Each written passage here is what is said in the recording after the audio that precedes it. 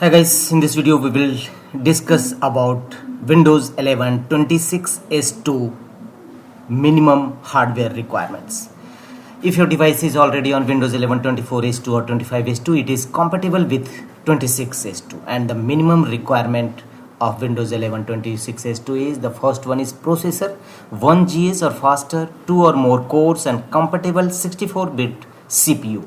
This is the minimum hardware requirement of processor to run Windows 11 26H2 update. RAM should be 4 GB. Minimum RAM should be 4 GB. Storage should be 64 GB or larger to run Windows 11 26H2 update. System firmware should be UEFI with secure boot compatibility capability. Graphics should be DirectX 12 or later with a WDDM 2.0 driver. And display should be 720 pixel HD larger than 9 inches diagonally.